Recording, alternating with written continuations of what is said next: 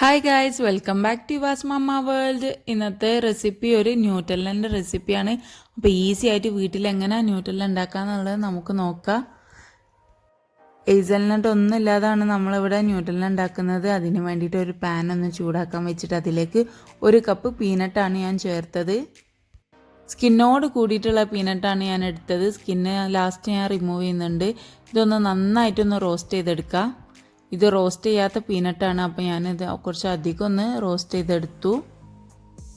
റോസ്റ്റായി വന്നാൽ ഇത് ഫ്ലെയിം ഒന്ന് ഓഫ് ചെയ്യുക. എന്നിട്ട് ഇതിൻ്റെ സ്കിന്നെല്ലാം റിമൂവ് ചെയ്തിട്ട് ഞാനിതൊന്ന് പൊടിച്ചെടുക്കാൻ പോവാണ്. മിക്സിയുടെ ചെറിയ ജാറിലിട്ടിട്ട് നന്നായിട്ടൊന്ന് പൊടിച്ചെടുക്കാൻ പോവാണ്. മിക്സിൻ്റെ ജാറിൽ ഞാൻ പൾസിലിട്ടിട്ടാണ് ഇത് പൊടിച്ചെടുത്തത്.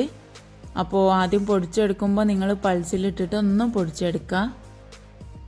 ഈ പീനട്ടിന് പകരമായിട്ട് നിങ്ങൾക്ക് കാഷ്യൂ നട്ട്സ്, ആൽമണ്ട്സ് ഒക്കെ ഒന്ന് റോസ്റ്റ് ചെയ്തിട്ട് ഇതുപോലെ പൊടിച്ചെടുത്താലും മതി.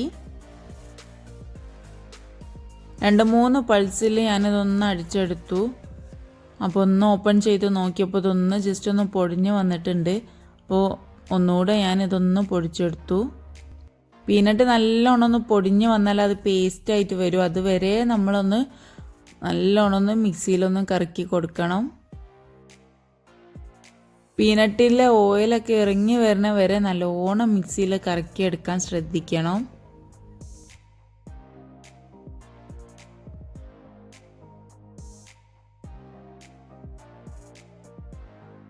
കണ്ടിന്യൂസ് ആയിട്ട് ഞാനൊന്ന് മിക്സിയിൽ കറക്കിയെടുത്തപ്പോൾ ഇതുപോലെ പീനട്ടിൻ്റെ പേസ്റ്റായിട്ട് വന്നിട്ടുണ്ട്.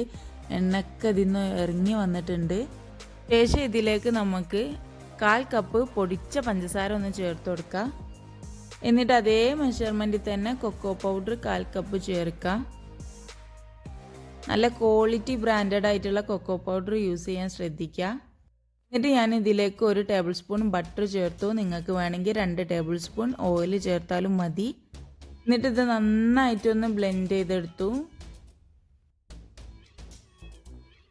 ഇതുപോലെ നമുക്ക് ന്യൂട്ടെല്ല റെഡി ആയിട്ട് കിട്ടിയിട്ടുണ്ട്. ഇത് കടയിൽ നിന്ന് വാങ്ങുന്ന അതേ ഒരു ടെക്സ്ചറിൽ തന്നെയാണ് നമുക്ക് കിട്ടിയത്. ഇതൊന്നും ഒരു ബൗളിലേക്കൊന്ന് മാറ്റി കൊടുക്കാം.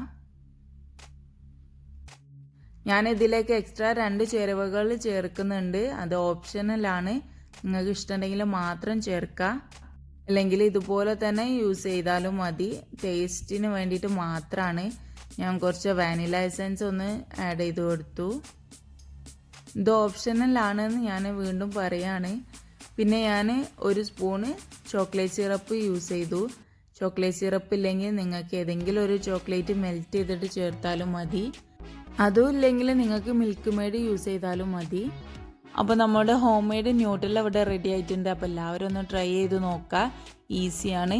അപ്പോൾ ചാനൽ ഇതുവരെ സബ്സ്ക്രൈബ് ചെയ്യാത്തവർ ചാനലൊന്ന് സബ്സ്ക്രൈബ് ചെയ്യുക. അടുത്തുള്ള ബെല്ലൈക്കൺ ഒന്ന് പ്രസ് ചെയ്യുക.